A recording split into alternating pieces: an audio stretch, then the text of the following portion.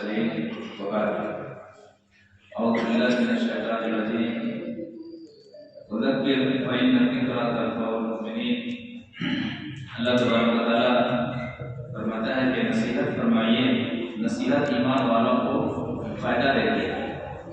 اللہ کے رسول صلی اللہ علیہ وسلم کے طریقے کے مقابلے میں کسی دوسرے طریقے پر عمل کرنا یا پھر وہ عمل جو محمد صلی اللہ علیہ وسلم سے ثابت نہ ہو اس کو دین سمجھ کر کے کرنا، دین محمد صلی اللہ علیہ وسلم پر مکمل ہو جانے کے بعد میں کچھ ایسا طریقہ ایجاد کر لینا، ایسا راستہ اپنا لینا اور اس کو دین بنا کر کے پیش کر دینا، حالانکہ وہ طریقہ وہ عمل قرآن و حدیث میں موجود نہیں ہے۔ یہ بہت ہی خطرناک جرم ہے۔ ایسا جرم ہے کہ اللہ کے رسول صلی اللہ علیہ وسلم قیامت کے روز ایسے لوگوں کو حوض کوثر کا پانی نہیں پلائیں گے، انہیں بھگا دیں گے کہ جنہوں نے میرے بعد میرا طریقہ بدل دیا، وہ شخص میری قربت کا حقدار نہیں ہو سکتا ہے۔ بدعت اور اس کی تباہ کاریاں، بدعت کیا ہے اور بدعت کے نتائج کیا ہے، یہ بہت ہی اہم موضوع ہے۔ اس موضوع پر انشاءاللہ ہمارے فاضل دوست شیخ ابو نعمان سلفی حفظہ اللہ، امام و خطیب مسجد تقویٰ ایم کالونی سیوان، وہ آئیں گے اور اس پر گفتگو کریں گے۔ یقیناً بہت ہی اہم موضوع ہے۔ شیخ سے گزارش ہے کہ آپ آئیں اور ہم سب کو اس موضوع سے محظوظ کروائیں۔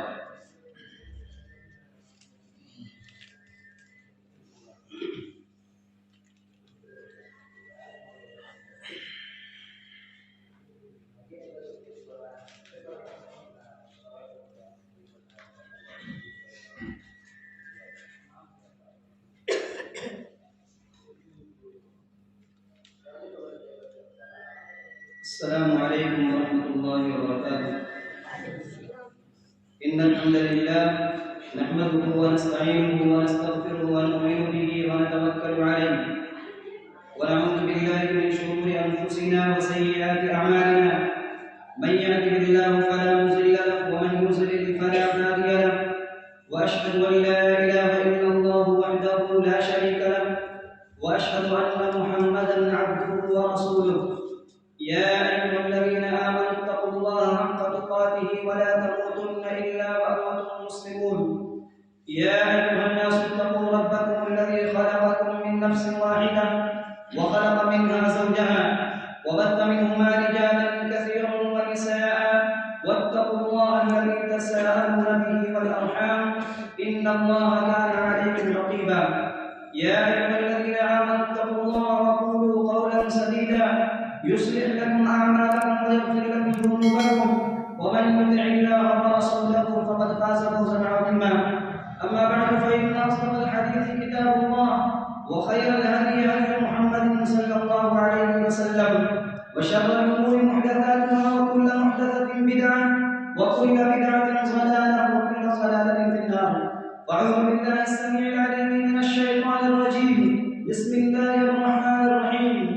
قل هل ننبئكم بالأخسرين أعمالا الذين ضل سعيهم في الحياة الدنيا وهم يحسبون أنهم يحسنون صنعا۔ محترم حاضرین مجلس، خواتین اسلام، آج کی اس مجلس میں جو موضوع گفتگو ہے، جیسا کہ بتایا گیا کہ بدعت اور اس کی تباہ کاریاں، اللہ رب العالمین نے ہمیں جو دین دیا، جو اسلام دیا، بالکل آسان، بالکل صاف ستھرا، بالکل واضح، اس میں ایچ کی گنجائش نہیں۔ اللہ کے نبی صلی اللہ علیہ وسلم نے یہاں تک کہا ترکتکم علی البیضاء لیلھا کنہارھا، کہ اے میری امت کے لوگوں، میں تمہیں ایسے راستے پر چھوڑ کر جا رہا ہوں جس کی رات بھی بالکل دن کی طرح ہے۔ عام طور پر رات میں اندھیرا ہوتا ہے، تاریکی ہوتی ہے، دن میں اجالا ہوتا ہے۔ تو اسلام ہماری شریعت بالکل واضح ہے، اور ہماری شریعت کی بنیاد انسان کی عقل پر نہیں ہے، انسان کی توجہ پر نہیں ہے۔ انسان اپنی عقل اور سوچ اور سمجھ سے جو چاہے جیسے بنا دے، جیسی چیز اس کے پسند کی ہو اس پر عمل کرنا شروع کر دے، یہ جائز نہیں ہے۔ عقل کی بنیاد پر اس دین کو قائم نہیں کیا گیا ہے۔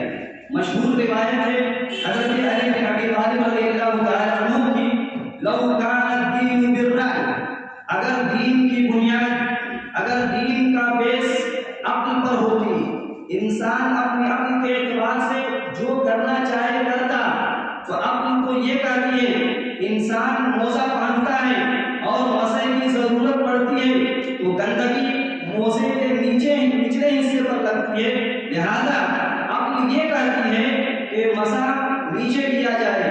لیکن حضرت علی رضی اللہ تعالیٰ عنہ فرماتے ہیں کہ میں نے نبی صلی اللہ علیہ وسلم کو موزے کے اوپری حصے پر مسا کرتے ہوئے دیکھا ہے، یعنی مسا موزے کے اوپر کیا جائے گا، نیچے نہیں کیا جائے گا۔ ہماری عقل یہ کہتی ہے، ہماری سوچ یہ کہتی ہے کہ بھائی گندگی تو نیچے لگتی ہے تو مسا بھی نیچے ہونا چاہیے، لیکن نبی کی حدیث کہتی ہے کہ موزے کے اوپر مسا کیا جائے گا۔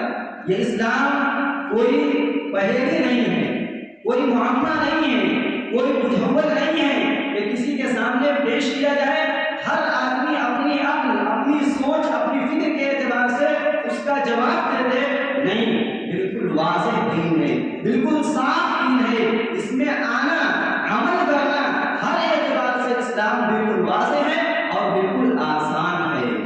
لیکن بدقسمتی سے اس امت میں بدعت نام کی ایک چیز نے اس قدر جنم لی اور اس قدر بڑھتی چلی گئی کہ لوگوں نے اسی کو عین سنت سمجھنا شروع کر دیا۔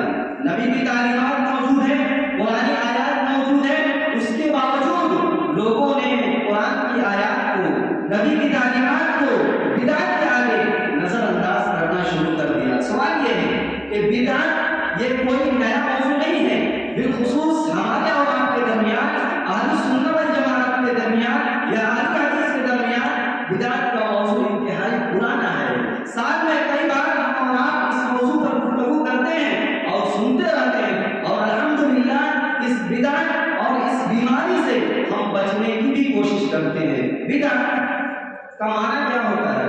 بدعت عربی زبان کا ایک لفظ ہے، با دال عین سے نکلا ہوا ایک لفظ ہے، بدع یبدع بدعا وبدعتا، جس کا معنی ہوتا ہے بغیر مثال کے، بغیر نمونے کے کوئی چیز بنا لینا، کوئی چیز ایجاد کر لینا، اسی کو بدعت کہا جاتا ہے ڈکشنری میں، یعنی لغت کے اندر۔ اسی سے آیت کریمہ ہے بدیع السماوات والارض، اللہ رب العالمین ہی ہے جس نے بغیر ایگزامپل کے، بغیر نمونے کے سب سے پہلے آسمان اور زمین کو پیدا کیا، بنایا۔ آسمان زمین موجود نہیں تھے، لیکن اللہ تعالیٰ نے بغیر کسی مثال کے دیکھے اللہ نے زمین آسمان کو بنایا۔ یہ لغتی تعریف ہے، لغت کے اندر ڈکشنری کے اندر یہ الفاظ استعمال ہوا ہے، یعنی کوئی چیز ایجاد کرنا، بنانا، نکالنا۔ شریعت اسلامیہ میں بدعت کس کو کہتے ہیں؟ بدعت اس کو کہا جاتا ہے کہ کوئی عمل، کوئی نیکی، کوئی چیز ثواب کی نیت سے عمل کرنا، اس کو چلانا، جس کا ثبوت نہ تو قرآن میں ہو، نہ تو رسول کی احادیث میں ہو، نہ تو صحابہ کرام سے اس کا ثبوت ہو، اسی کو بدعت کہا جاتا ہے۔ آدمی ایسا کام کرے جس کا ثبوت نہ تو قرآن میں ہے، نہ تو احادیث میں ہے، اور نہ ہی صحابہ کرام کی زندگی میں اس کا ثبوت ملتا ہے، اور آدمی ثواب کی نیت سے کرے، اسی کو بدعت کہا جاتا ہے۔ اسلام میں، ہماری شریعت میں کہا گیا ہے کہ مسلمانوں کو چاہیے، مومنوں کو چاہیے، اللہ کے نیک بندوں کو چاہیے کہ اللہ کی رسی کو مضبوطی سے تھام لو اور آپس میں ٹکڑوں میں نہ بٹو، اختلاف نہ کرو، ٹولیوں میں نہ بٹو، جماعت میں نہ بٹو۔ اللہ نے کہا وَاعْتَصِمُوا بِحَبْلِ اللَّهِ جَمِيعًا وَلَا تَفَرَّقُوا وَاخْتَلَفُوا مِن بَعْدِ مَا اللہ کہتا ہے کہ اے لوگوں اللہ کی رسی کو مضبوطی سے تھام لو۔ اللہ کی رسی سے مراد قرآن کریم ہے اور محمد الرسول اللہ صلی اللہ علیہ وسلم کی احادیث ہے۔ اور کہا گیا وَلَا تَفَرَّقُوا، اختلاف نہ کرو، ٹولیوں میں نہ بٹو اور آپس میں اختلاف پیدا نہ کرو۔ قرآن تو یہ کہتا ہے کہ قرآن کی تعلیمات کے مطابق عمل کرو اور آپس میں اختلاف نہ ڈالو۔ یہ جو بدعت ہے، اس بدعت کی ایک خرابی ہے، اس سے شروع ہو جاتی ہے کہ جب آدمی قرآن کو چھوڑتا ہے، احادیث کو چھوڑتا ہے، تو طرح طرح کے اختلافات میں پڑتا ہے، ٹولیوں میں بٹ جاتا ہے۔ دنیا کے لوگ کہتے ہیں یہ آدمی فلاں پارٹی کا ہے، فلاں جماعت کا ہے، فلاں مسلک سے تعلق رکھتا ہے۔ یہ بدعت ایسی چیز ہے یا اتنا بھیانک جرم ہے کہ اس کی بہت ساری خصوصیات ہیں۔ آدمی ان بدعات میں مبتلا ہوتا ہے اور اس کو سمجھ میں نہیں آتا ہے کہ وہ بدعت میں مبتلا ہے۔ اس بدعت کی پہلی خوبی یا پہلی خصوصیت تو یہی ہے کہ اس بدعت میں، اس جرم میں صرف اور صرف مسلم قوم ملوث ہے، صرف اور صرف مسلمان ہی اس جرم میں لگے ہوئے ہیں، دوسری قوم دنیا کے اندر اس جرم میں مبتلا نہیں ہے۔ اس جرم کی پہلی خصوصیت ہے زناکاری، فحاشی، بے حیائی دوسری قوموں میں موجود ہیں، مسلمانوں میں بھی موجود ہیں، لیکن بدعت صرف مسلمانوں میں موجود ہے، دوسری قوم میں موجود نہیں ہے۔ اسی طرح اس بدعت کی ایک خوبی یہ بھی ہے کہ اس بدعت میں جو لوگ مبتلا ہوتے ہیں، اس میں جو لوگ ملوث ہوتے ہیں، اس کو عین نیکی سمجھتے ہیں اور اس کو چھوڑنے کے لیے تیار نہیں ہوتے ہیں۔ اس بدعت کو انجام دینے کے بعد انہیں بہت مزہ آتا ہے، وہ اس بدعت کو انجام دینے کے ساتھ ساتھ خوش ہوتے ہیں۔ وہ یہ سمجھتے ہیں کہ میں جو یہ کام کر رہا ہوں یہ تو اللہ رب العالمین کو راضی اور خوش کرنے کے لیے کر رہا ہوں۔ اس بدعت کی ایک تیسری خصوصیت یہ ہے کہ اس بدعت میں صرف پبلک ہی نہیں، صرف عوام ہی نہیں، بلکہ بڑے بڑے علماء جنہوں نے مدارس سے، کالجز سے بڑی بڑی ڈگریاں حاصل کی ہیں، عالم کہلاتے ہیں، دنیا انہیں شیخ الحدیث کہتی ہے، وہ بھی اس بدعت میں ملوث ہیں، وہ بھی اس بدعت میں پڑے ہوئے ہیں۔ صرف پڑے ہی نہیں ہیں بلکہ اس بدعت کی طرف دعوت بھی دیتے ہیں، اس بدعت کی طرف لوگوں کو بلاتے بھی ہیں۔ تو اس بدعت کی یہ خصوصیات ہیں، اور اس بدعت کی خوبی یہ بھی ہے کہ اس بدعت کو انتہائی عقیدت اور محبت کے ساتھ انجام دیا جاتا ہے، اور محبت اس قدر ہوتی ہے کہ قرآن کی آیات آ جائے، احادیث رسول آ جائے، لیکن بدعت اس قدر دل کے اندر بیٹھی ہوئی ہے کہ آدمی قرآن اور حدیث کو بھی خاطر میں نہیں لاتا، قرآن آیات کو بھی ٹھکرا دیتا ہے، نبی کی احادیث کو بھی چھوڑ دیتا ہے۔ اس بدعت کے نتیجے میں اللہ رب العالمین نے قرآن کریم کے اندر مختلف آیات میں اس بدعت کے حوالے سے یا اتباع رسول سے ہٹ جانے والوں کے حوالے سے کئی ایک باتیں ذکر کی ہیں۔ اللہ رب العالمین نے قرآن کریم کے اندر کہا وَلَا تَكُونُوا كَالَّذِينَ تَفَرَّقُوا وَاخْتَلَفُوا مِنْ بَعْدِ مَا جَاءَهُمُ الْبَيِّنَاتُ وَأُولَٰئِكَ لَهُمْ عَذَابٌ عَظِيمٌ کہ اے لوگوں تم ان لوگوں کی طرح نہ ہو جانا جنہوں نے ٹولیوں میں بٹ گئے، جو گروہ در گروہ بٹ گئے، جماعت در جماعت بٹ گئے، وَاخْتَلَفُوا مِنْ بَعْدِ مَا جَاءَهُمُ الْبَيِّنَاتُ اور آپس میں اختلاف کرنے لگے، آپس میں لڑنے لگے۔ کب؟ إِلَّا مِنْ بَعْدِ مَا جَاءَهُمُ الْبَيِّنَاتُ جب ان کے پاس اللہ رب العالمین کی واضح دلیلیں، روشن دلیلیں، روشن تعلیمات آ گئیں، اس کے بعد وہ آپس میں اختلاف میں پڑ گئے۔ آیت کریمہ میں دو باتیں بتلائی گئی۔ پہلی بات تو یہ کہ اختلاف نہ کرو، ٹولیوں میں نہ بٹو، پارٹیوں میں نہ بٹو اور اختلاف نہ کرو۔ یہودیوں کو، نصرانیوں کو معلوم تھا کہ اللہ رب العالمین کی طرف سے جو باتیں اتر رہی ہیں، جو باتیں نازل ہو رہی ہیں، بالکل صحیح ہیں، بالکل حق ہیں، اس کے باوجود وہ اختلاف کرتے تھے، اس کے باوجود وہ قرآن کی آیات کو چھپاتے تھے، وہ ماننے کے لیے تیار نہیں ہوتے تھے۔ اللہ تعالیٰ کہتا ہے کہ اے مسلمانوں، اے مومنوں، تم ان کے راستوں پر نہ چلنا، تم اختلاف کی راہ کو نہ اپنانا، وَلَهُمْ عَذَابٌ عَظِيمٌ، اگر اختلاف کی راہ اپناؤ گے، صحیح راستے کو چھوڑ دو گے تو تمہارے لیے بڑا عذاب تیار کیا گیا ہے، بڑا عذاب تیار ہے ان لوگوں کے لیے جو نبی صلی اللہ علیہ وسلم کی واضح تعلیمات آنے کے بعد اس پر عمل نہیں کرتے۔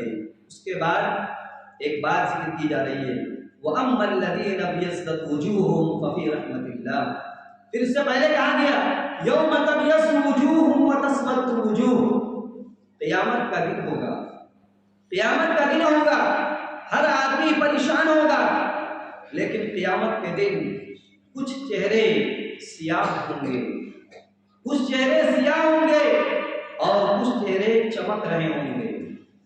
یوم تبیض وجوہ وتسود وجوہ، کچھ چہرے چمک رہے ہوں گے، خوش ہوں گے، اور کچھ چہرے جھکے ہوئے ہوں گے، سیاہ ہوں گے۔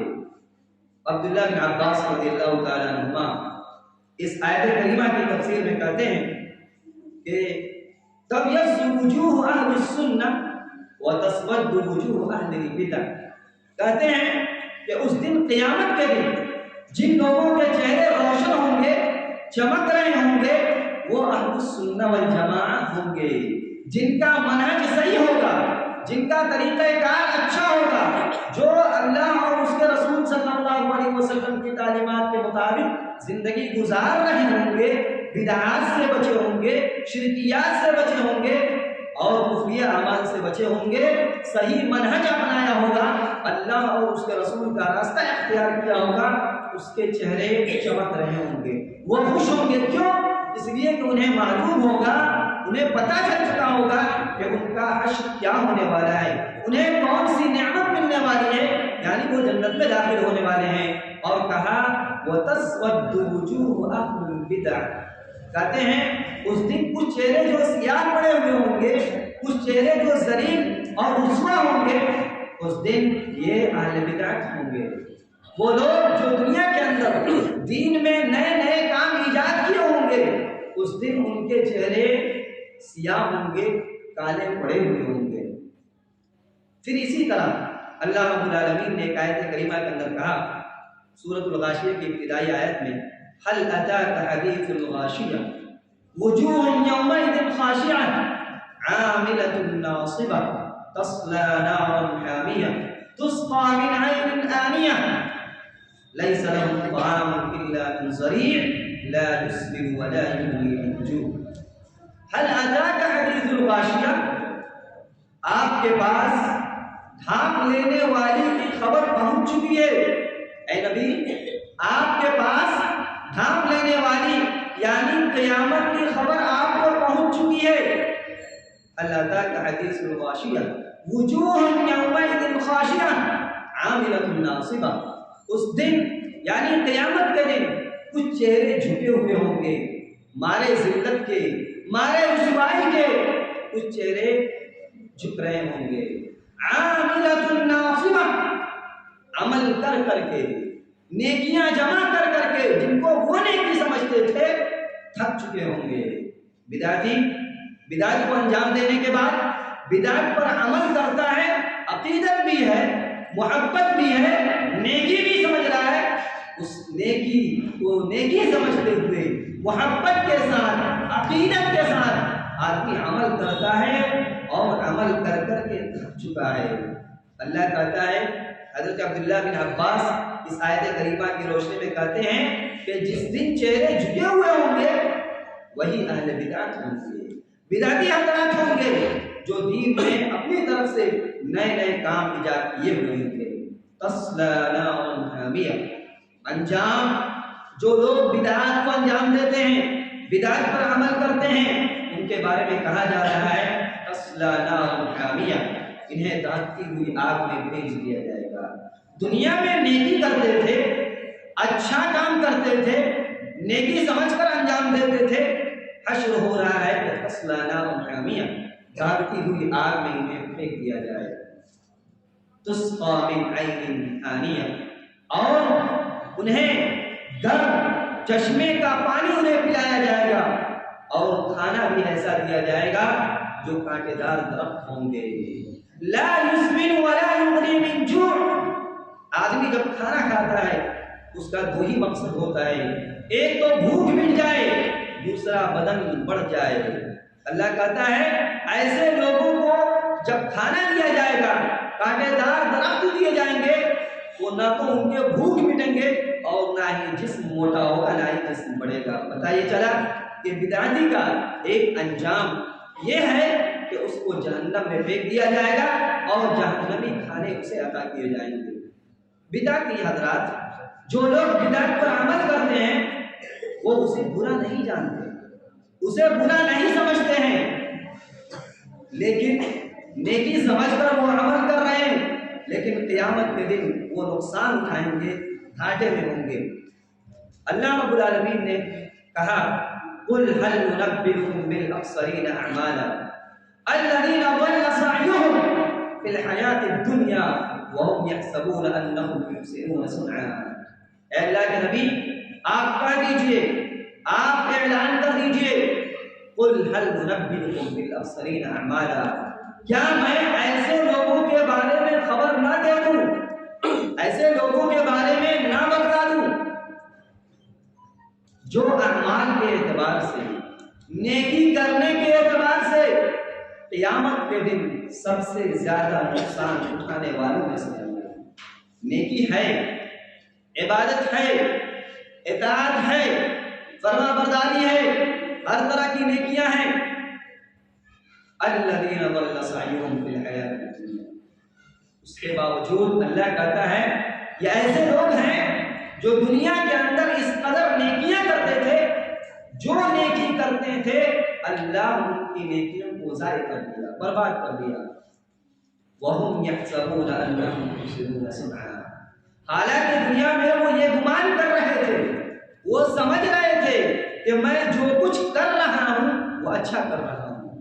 بدعتی یہی ہوتا ہے، ایک آدمی جب بدعت پر عمل کرتا ہے، اسے کوئی آدمی جس کا منہج صحیح ہے، عقیدہ صحیح ہے، اسے دعوت دیتا ہے، اسے بلاتا ہے کہ بھائی یہ جو کام کر رہے ہیں یہ بدعت ہے، وہ بھڑک جاتا ہے، وہ غصہ ہو جاتا ہے کہ آپ کا تو یہی کام ہے کہ کسی بھی نیکی کو فوراً آپ بدعت کہہ دیتے ہیں، یہ ہم اور آپ سنتے رہتے ہیں۔ کیوں؟ وہ غصہ کیوں ہو رہا ہے؟ غصہ ہونے کی وجہ یہی ہے کہ وہ اسے نیکی سمجھتا ہے، اسے پتا ہے، وہ جان رہا ہے کہ ہم نیکی سمجھ کر اس کو نیکی کر رہے ہیں۔ وَهُمْ يَحْسَبُونَ أَنَّهُمْ يُحْسِنُونَ صُنْعًا، یہی وہ لوگ ہوں گے جن کی نیکیوں کی قیامت کے دن کوئی اہمیت نہیں ہوگی، کوئی ویلیو نہیں ہوگی، اللہ ان کی نیکیوں کو وزن بھی نہیں کرے گا۔ یعنی خسارہ اور نقصان والا عمل ہے یہ بدعت۔ ایک آدمی بدعت کو جب انجام دیتا ہے وہ سنت رسول کی مخالفت کرتا ہے اور بغیر کسی خوف کے، بغیر کسی آداب کے خوف کے فوراً وہ بدعت پر عمل کرنے کی کوشش کرتا ہے۔ اللہ فرماتا ہے وَمَن يُشَاقِقِ الرَّسُولَ مِن بَعْدِ مَا تَبَيَّنَ لَهُ الْهُدَىٰ وَيَتَّبِعْ غَيْرَ سَبِيلِ الْمُؤْمِنِينَ نُوَلِّهِ مَا تَوَلَّىٰ وَنُصْلِهِ جَهَنَّمَ وَسَاءَتْ مَصِيرًا۔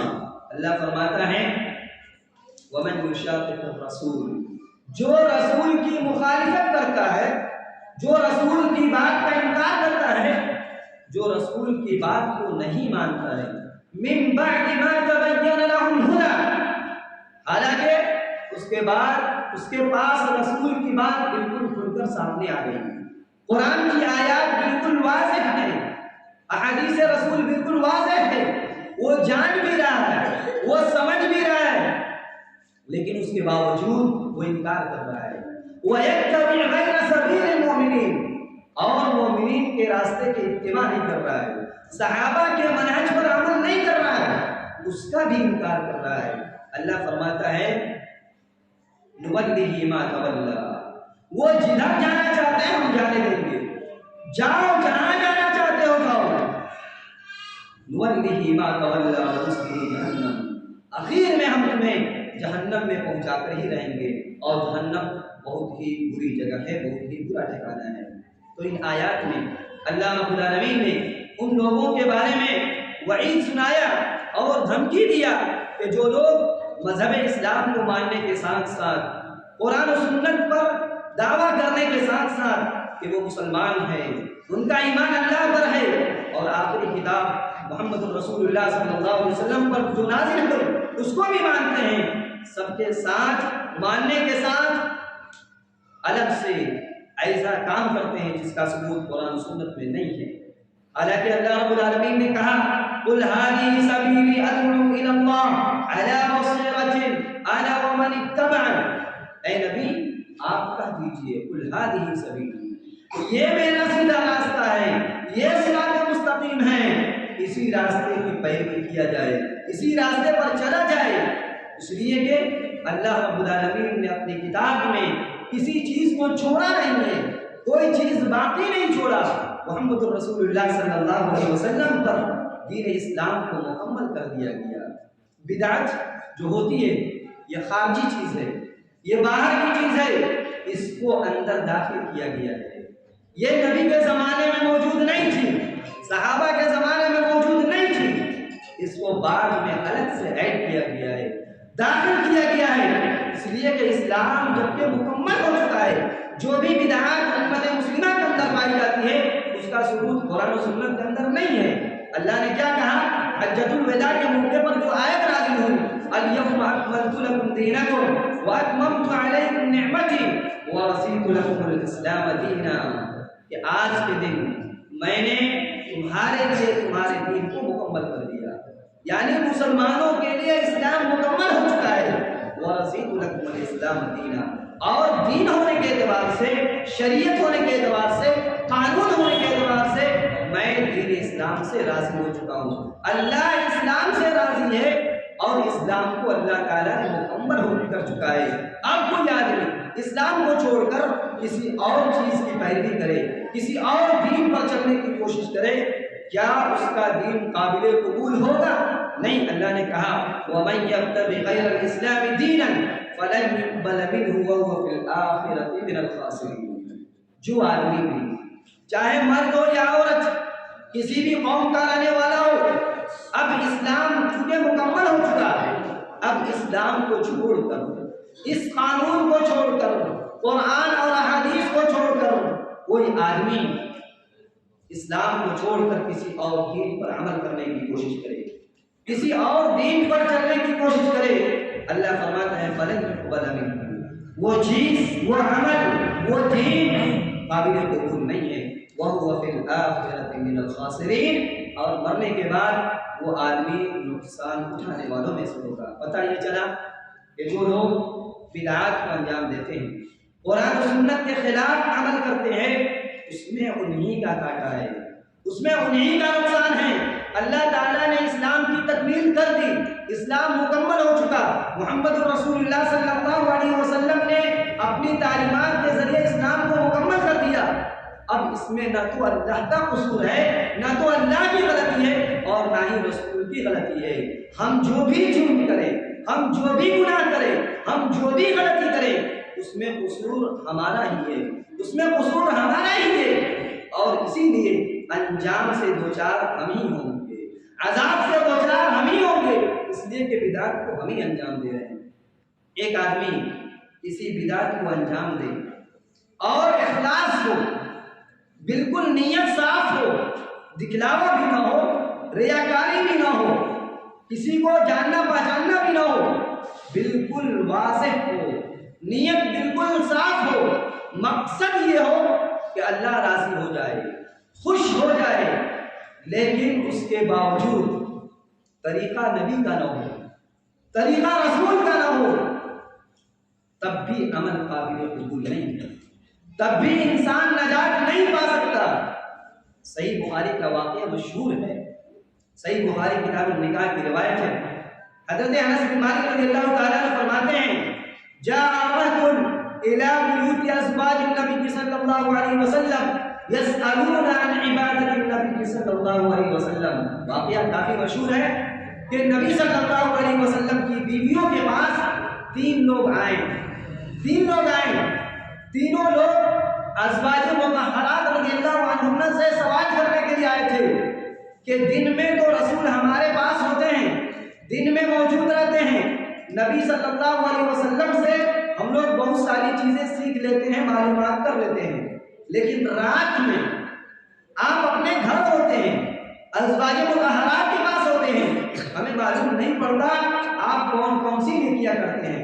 चुनांचे ये तीनों लोग आते हैं, अज़वाज मुतहहरात से सवाल करते हैं, पूछते हैं कि अल्लाह के रसूल रात में कैसी इबादत करते हैं।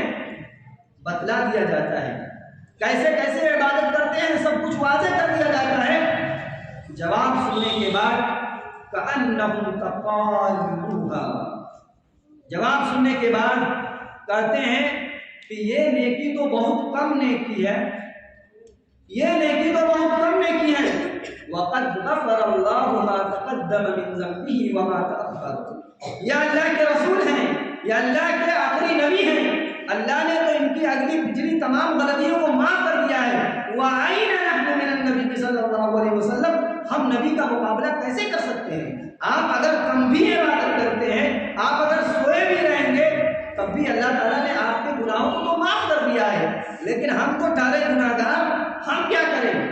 चुनांचे 3 लोगों ने आपस में राय की और ये बात तय हुई कि उसमें से एक ने कहा कि आज के बाद मैं रोजाना पूरी रात क़ियामुल लैल करूंगा, पूरी रात तहज्जुद की नमाज अदा करूंगा, कभी भी सोऊंगा नहीं।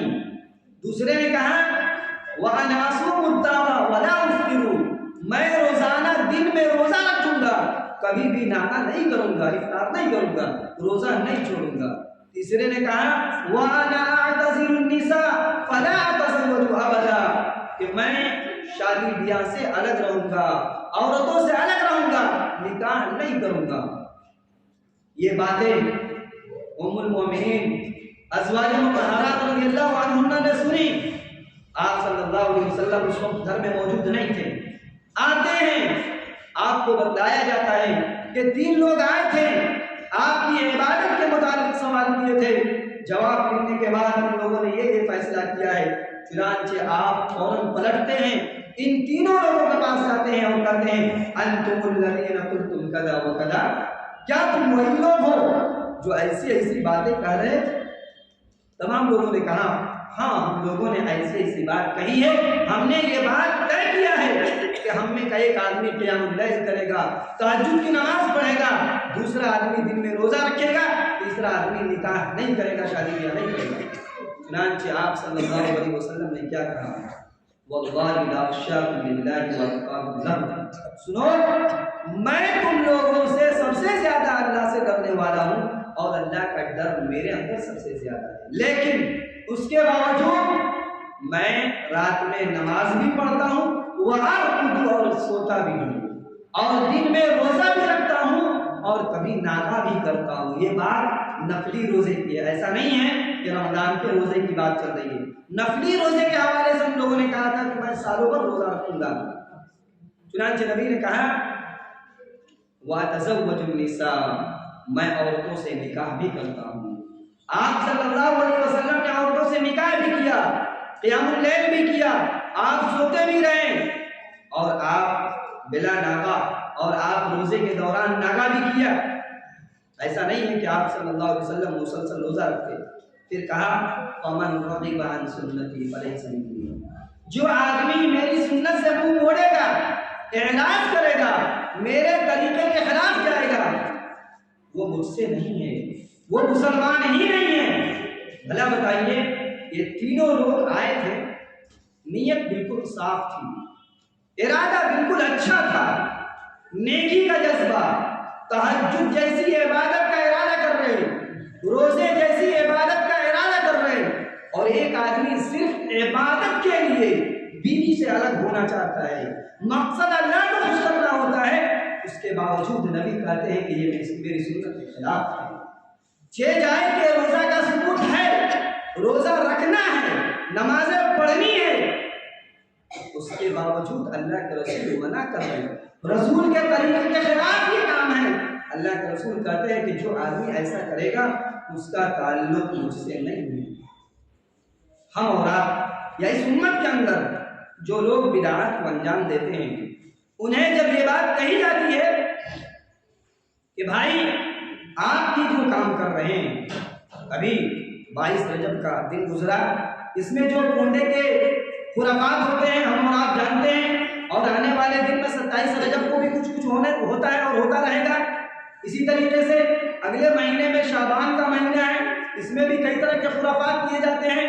گویا کہ اس امت کے اندر کوئی بھی ایسا مہینہ نہیں ہے جس میں کوئی نہ کوئی بدعات نہ پائے جاتے ہوں۔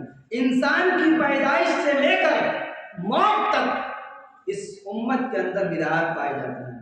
پیدائش کے موقع پر بھی بہت ساری بدعات ہوتی ہے، سنت کو چھوڑ کر لوگ بدعات کو انجام دیتے ہیں۔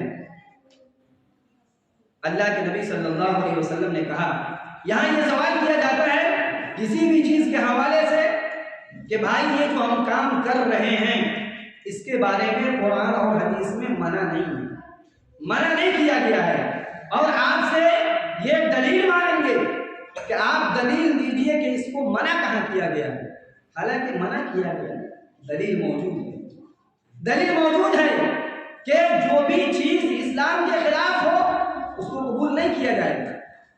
آپ بدعت انجام دے رہے ہیں، آپ نیکی کر رہے ہیں، تو دلیل تو آپ کو دینا چاہیے، الٹا ہم سے مانگتے ہیں کہ آپ دلیل دیجئے کہ منع کہاں ہے۔ تو لہذا اہل سنت والجماعت جواب دیتے ہیں کہ اللہ کے نبی نے کہا تھا، من عمل عملا لیس علیہ امرنا فہو رد۔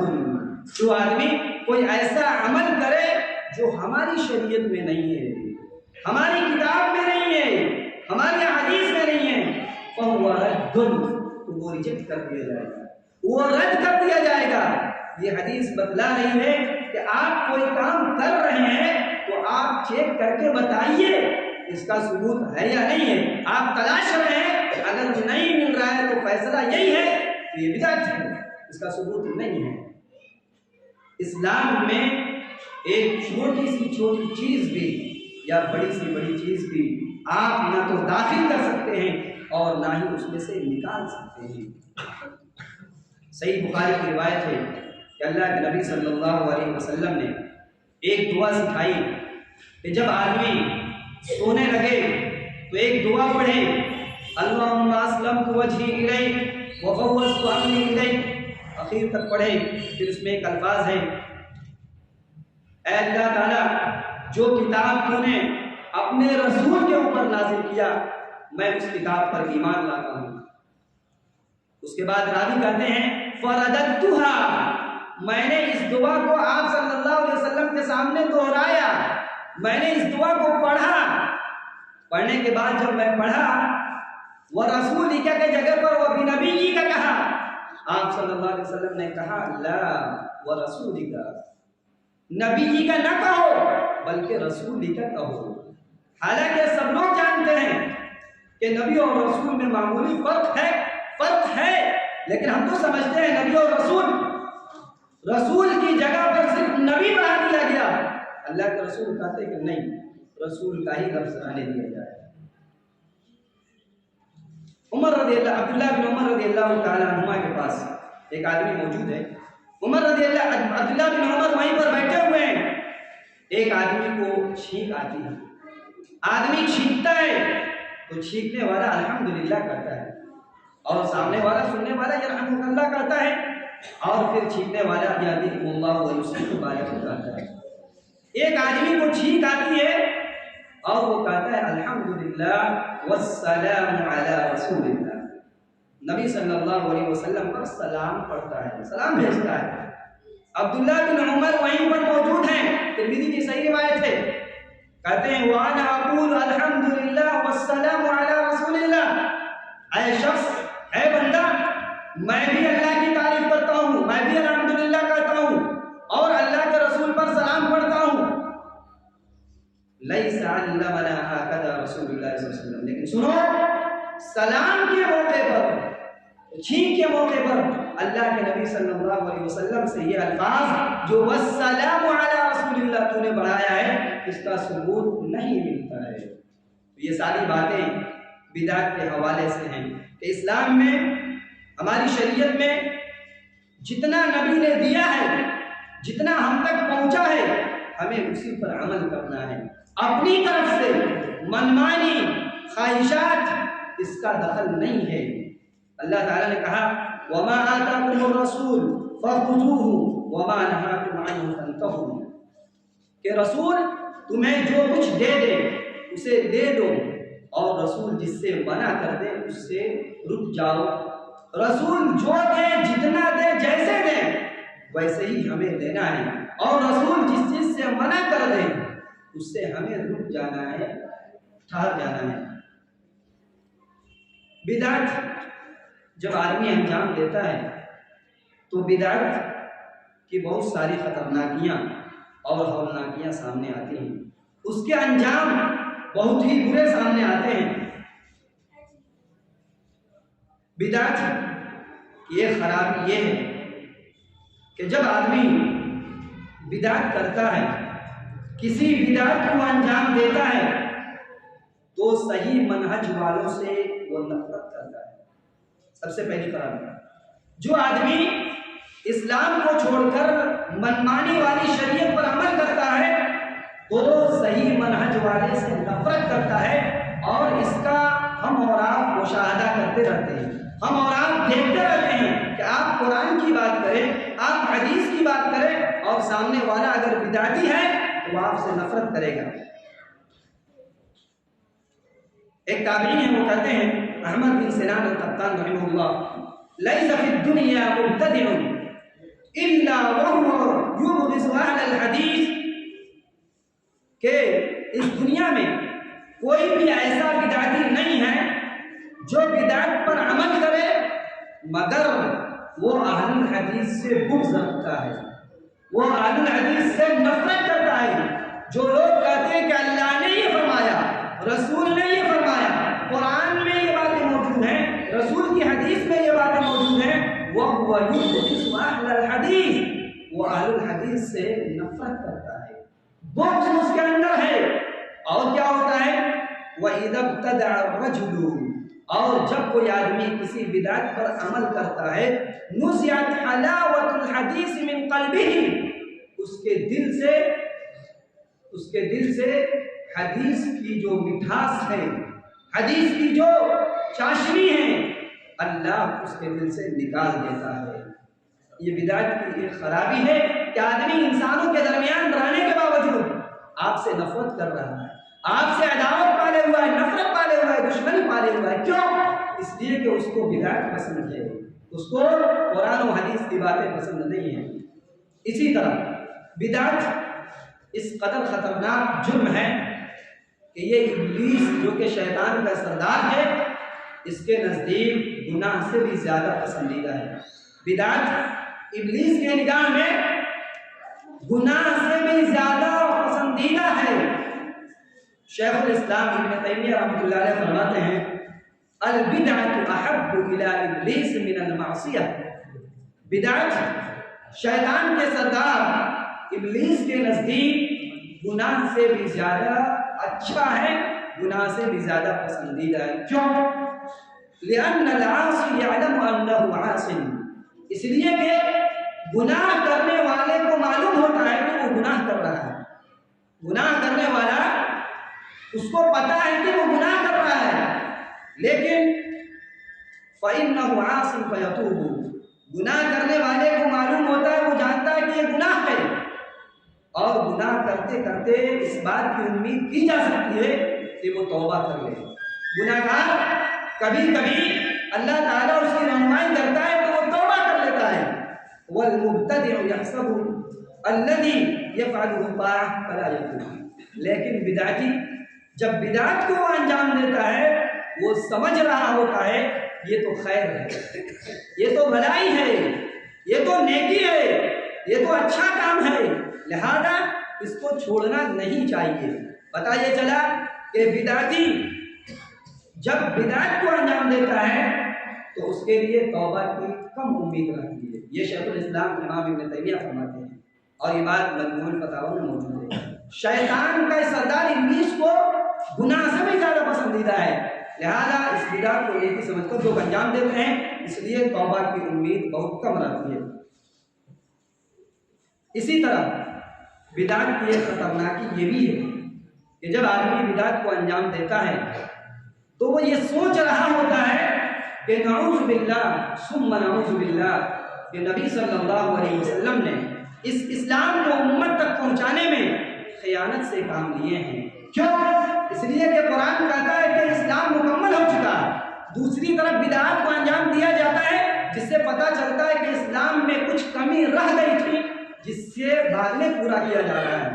لہذا عائشہ رضی اللہ تعالی عنہ کہتی ہیں من حدثك ان محمد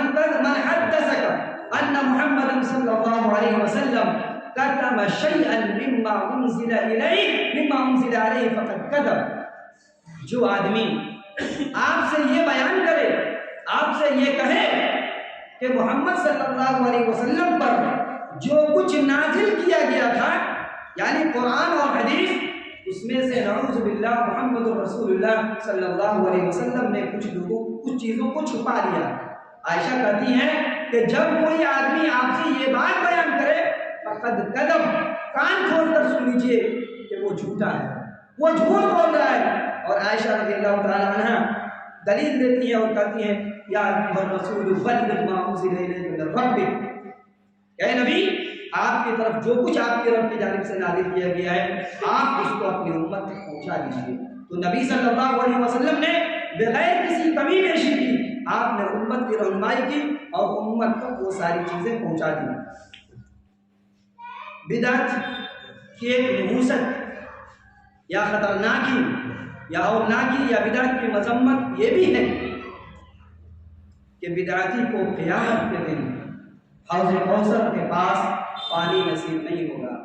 یہاں لاکھ چلایا جائے، شور مچایا جائے کہ ٹینشن کی کوئی بات نہیں ہے، پیر صاحب کا، بابا کا، مرید کا، مرشد کا دامن پکڑ لیا جائے گا اور بیڑا پار ہو جائے گا۔ یہ سب دھوکہ ہے، یہ صرف لفظی ہے، یہ جملے ہیں، صرف باتیں ہیں، حقیقت سے اس کا کوئی تعلق نہیں۔ وہاں سارے لوگ ننگے ہوں گے، وہاں کوئی دامن کا کوئی تصور ہی نہیں ہے۔ ان دھوکوں سے بچا جائے، ان فریب اور مکاریوں سے بچا جائے۔ آپ اگر بدعت کو انجام دے رہے ہیں تو قیامت کے دن حوض کوثر سے پانی نصیب نہیں ہوگا۔ آپ صلی اللہ علیہ وسلم کہتے ہیں انا فراتکم علی الحوض، اے میری امت کے لوگوں سنو، قیامت کے دن میں سب سے پہلے حوض کوثر پر پہنچنے والا ہوں، میں ہی سب سے حوض کوثر پر پہلے پہنچوں گا اور لوگوں کو پانی پلاؤں گا۔ جو آدمی حوض کوثر کے پاس پہنچے گا شرب منہ، جو آدمی اس کے پاس پہنچے گا حوض کوثر کا پانی پیے گا، اور جو آدمی ایک بار پانی پی لے گا لم یظمأ منہ ابدا، اس کے بعد کبھی بھی وہ پیاسا نہیں ہوگا، کبھی بھی پیاسا نہیں ہوگا۔ پھر اللہ کے نبی کہتے ہیں لا یردن علی اقوام یعرفوننی واعرفهم، اس کے بعد یہ سلسلہ چل رہا ہوگا، میرے پاس کچھ لوگ آئیں گے جنہیں میں پہچان رہا ہوں گا، وہ مجھے پہچان رہے ہوں گے، میں سمجھ رہا ہوں گا، مجھے معلوم ہوگا کہ یہ میری امت کے لوگ ہیں۔ ثم یحال بینی و بینہم، وہ بھی مجھے پہچان رہے ہوں گے لیکن میرے اور ان کے درمیان ایک پردہ ڈال دیا جائے گا، ایک رکاوٹ ڈال دی جائے گی، یہ نبی تک نہیں پہنچ پائیں گے، یہ نبی تک نہیں پہنچ پائیں گے۔ نبی صلی اللہ علیہ وسلم کہیں گے انہم منی، انہیں کیوں روکا جا رہا ہے؟ یہ تو میری امت کے لوگ ہیں، یہ تو میرے ماننے والے ہیں۔ یہاں سنت کا بول بالا لگا کر بول کر کہ میں سنی ہوں، نبی صلی اللہ علیہ وسلم پہچانیں گے کہ آپ سنی ہیں، آپ سنی ہیں۔ اللہ کے رسول کہتے ہیں کہ جب آپ کہیں گے کہ انہیں آنے دیا جائے، انہیں نہ روکا جائے، فرشتے کہیں گے انک لا تدری، انک لا تدری ما احدثوا بعدک، اے اللہ کے رسول آپ کو نہیں پتا ہے، آپ کو نہیں معلوم ہے، آپ تو دنیا کے اندر اسلام کو مکمل کر چکے تھے، لیکن آپ کے انتقال کے بعد، آپ کے رخصت ہو جانے کے بعد، آپ کے دنیا سے چلے جانے کے بعد ان لوگوں نے دین کا حلیہ بگاڑ دیا تھا، دین کی شکل بگاڑ دی تھی۔ آپ سادہ دین دے کر گئے تھے، انہوں نے دین کو ایسا بنا دیا تھا، دین کو بدنما اور داغدار بنا دیا تھا۔ آپ صلی اللہ علیہ وسلم جب یہ بات سنیں گے کہ میری ہی امت کے لوگ میرے ہی غدار ثابت ہو رہے ہیں، اللہ کے رسول ناراض ہو جائیں گے۔ ابھی بلا رہے تھے کہ آنے دیا جائے، کہیں گے سحقاً سحقاً لمن قدر بعدی، دوری ہو ان لوگوں کے لیے جن لوگوں نے میرے بعد دین کو بدل دیا، دین میں نئی نئی چیزیں ایجاد کی۔ تو بدعت یہ خطرناک یہ بھی ہے کہ جو لوگ بدعت کو انجام دیتے ہیں، بدعت پر عمل کرتے ہیں، قیامت کے دن انہیں نبی صلی اللہ علیہ وسلم جو حوض کوثر پر پانی پلا رہے ہوں گے، انہیں یہ پانی نصیب نہیں ہوگی۔ بدعت کی ایک سب سے خطرناک بات یہ بھی ہے کہ جو آدمی بدعت پر عمل کرتا ہے، اللہ اسے توبہ کی توفیق نہیں دیتا۔